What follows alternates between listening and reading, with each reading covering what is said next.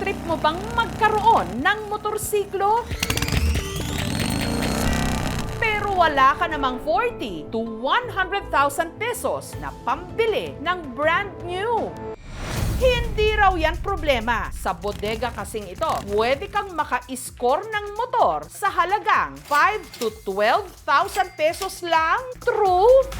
Opo, disenteng motor na bagsak presyo. Saan naman ba yung paandar na yan?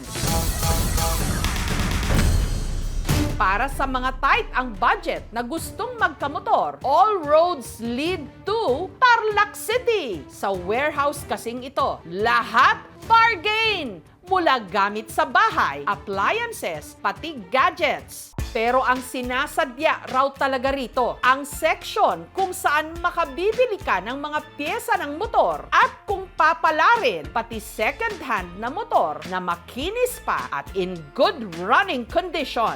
Maganda yung mga item. Pupuntahan ko ba to kung hindi ba ako nakakatipid? Nito lang nakaraang linggo, naabutan ng aming team ang last day ng kanilang bodega sale para sa buwang ito. Murang-mura nila ritong ibinibenta ang 100 motorsiklo. Mahigit 5,000 lang po, sir. Kaya dito kami pumupunta. Pilahan pala taga dito kasi pa hindi ka mauna, hindi ka na makakukuha. Umaga pa nga lang, mahaba na ang pila. Last day na ng ating bodega sale, so bigyan na natin lahat ng effort, ha? Pagpatak ng alas 8, binuksan na ang store.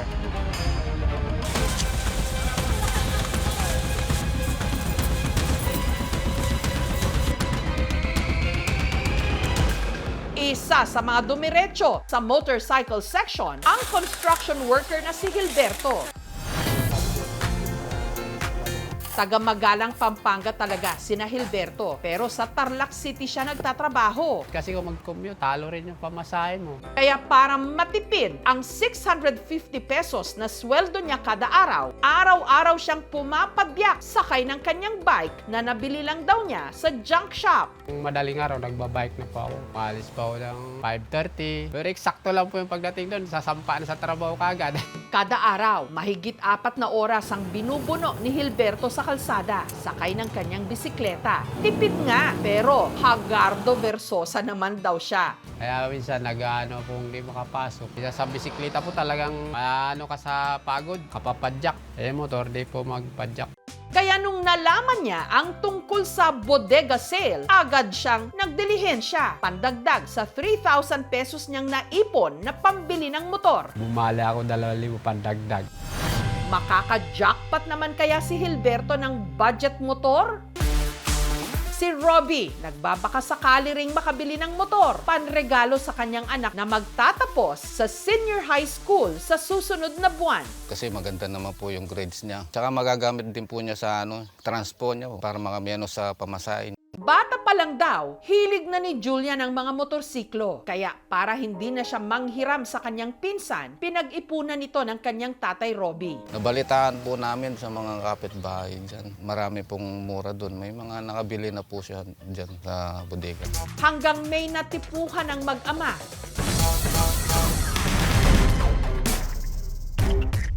Kulay gray na motor. Si Julian, hindi lang abot kamay ang kanyang diploma, pati na rin ang kanyang dream ride. Masaya po ako nung niregaluhan po ako ng sarili kong motor. Ay wala lang po, na-appreciate ko lang. Pinaghirapan na rin po nila yan. Pinagtrabawan po nila ng maayos, ng patas po sa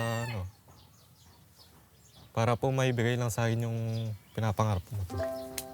Masaya po. Nagpapasalamat din po ako sa kanya na kahit po ganun yung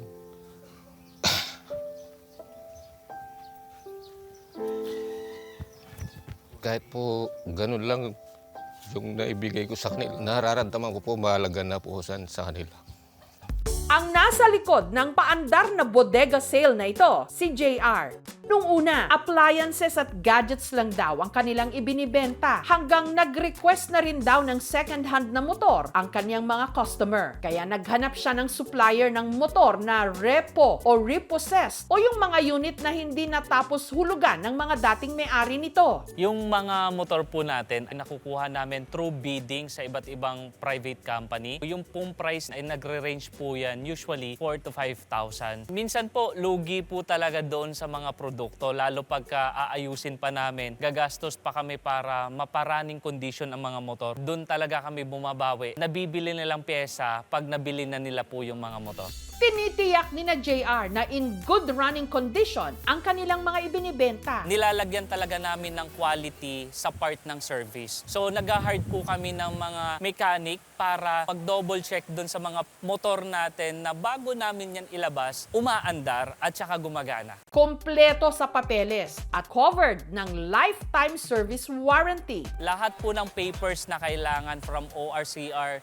document, plaka, kami po yung nag-aasikaso nun. Lahat po ng motorsiklo na binibenta po namin, nakukuha namin ng legal. Galing po mismo yan sa mga brand owner or sa company mismo yan na nagbebenta sa amin ng mga motorsiklo. Mas mababa ang presyo nito, pero pa-check mo kung ano yung mga dapat palitan. Roadworthiness ng motorsiklo, dapat isaalang-alang yon. Ang mag-asawa namang Jerome at Priscilla, dumayo pa sa bodega sale mula Victoria, Tarlac. Nagbabaka sakaling makabili si Priscilla ng sariling motor. Madalas daw kasi hiraman lang sila sa iisa nilang motor. Sa trabaho niya po nakikipagpalit po siya ng oras para lang magamit po namin sa umaga ang motor. Kasi magbebiyahe po siyang puyat. Plano nila itong gamiting service ng kanilang mga anak na halos 5 kilometro ang nilalakad papasok ng eskwela. Naawa din po kami sa kanila sa paglalakad po, sir. Kasi ang bigat po ng bag nila, tapos mainit po. Kanya-kanya po dapat ng motor. Nakikita ko ang sitwasyon ni Mrs. Minsan, nahihirapan na po talaga siya. Tumitingin ako sa online. Hindi kaya ng budget, medyo matataas sila. Si Hilberto at ang mag-asawang Jerome at Priscilla sinuyod ang buong seksyon ng mga motor. Ilang sandali pa, si Hilberto may natipuhan na isang kulay yellow na motor. Makakuha sana ng mura ito. Ayos na. Ang motor, tinesting niya muna.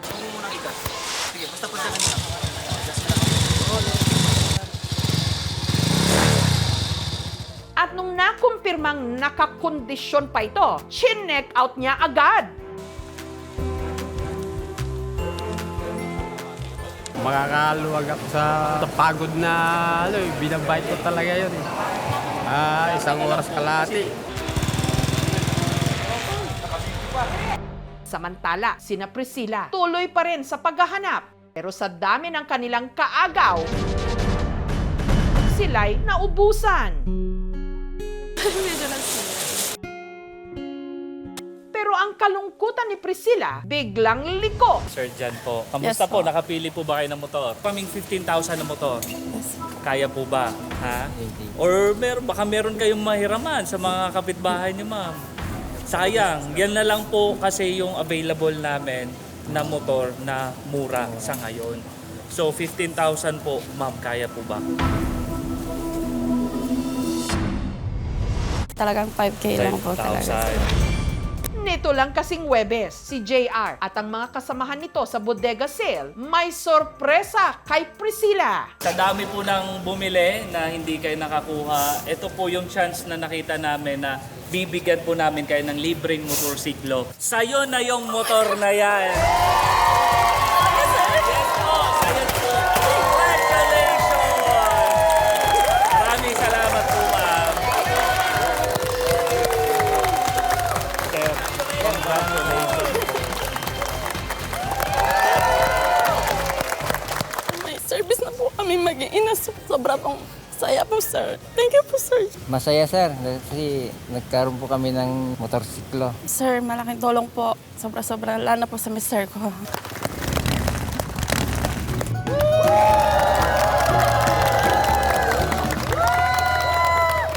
Para sa mga naka-score ng kanilang dream motor, travel safe. Ika nga ng mga rider. Dapat lang takbong pogi.